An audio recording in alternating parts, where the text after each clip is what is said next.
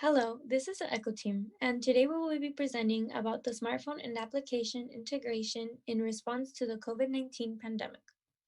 In April of 2020, Google and Apple announced they would be releasing APIs, or Application Programming Interfaces.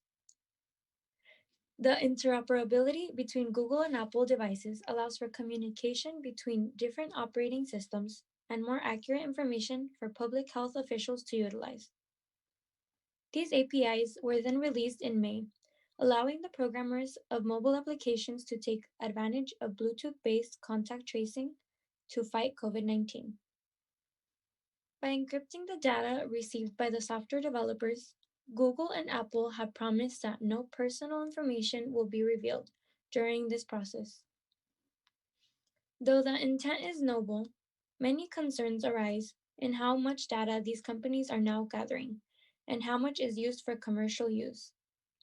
Both companies plan on shutting down this software once the pandemic ends, but this remains to be seen.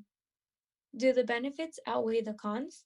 This will hopefully be easier to answer by the end of our discussion.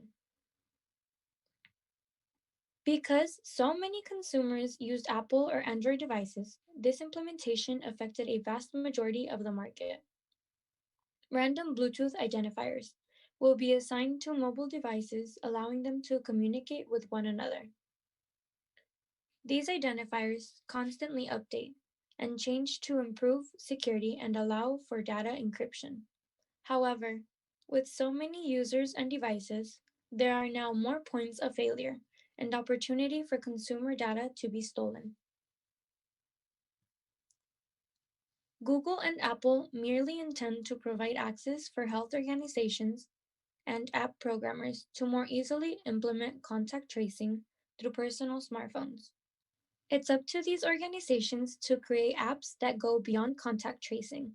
The apps need to provide features such as patient monitoring, population awareness, remote assistance, and communication services with health officials, to list a few.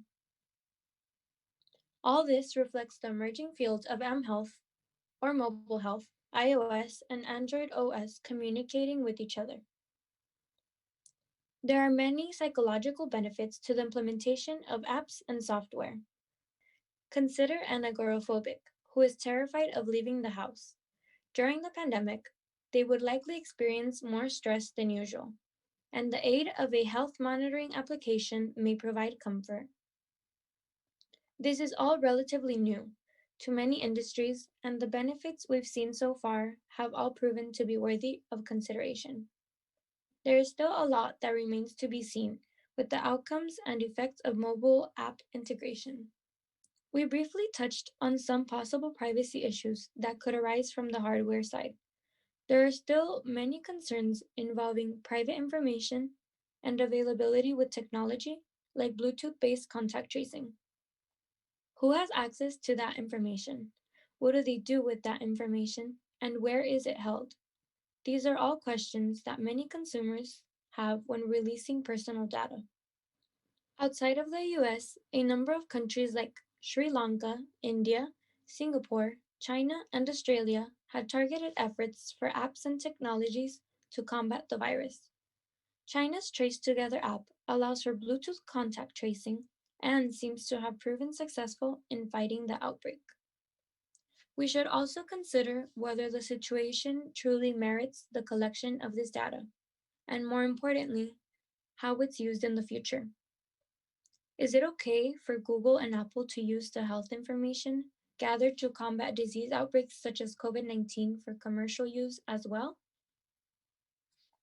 Additionally, Bluetooth is a technology designed for short-range data transfer and still experiences issues leading to false information between users and software companies. For instance, Bluetooth has trouble passing through solid objects, such as walls, and can experience interference in high-density areas. How can we account for false or inaccurate data in this case? The rapid advances in technology have shifted the norm for markets, resulting in younger generations feeling more comfortable sharing their private information with companies. By participating in programs and apps that involve the collection and distribution of health information, access to healthcare can expand and consumers will be more up to date with current events. The integration of information systems in so many markets and sectors shows a growing trend in our reliance on technology to progress and innovate. With how embedded this idea is, it would be difficult to perform data collection and analysis without its help. As a result of the integration, current privacy policies may need to be assessed for alteration in the coming years. This could change either way for organizations and consumers. With how vocal the population of the US is about keeping their private information private, and the recent shift in attitude with younger generations towards personal data, how would companies adapt to changes in policy? Thank you.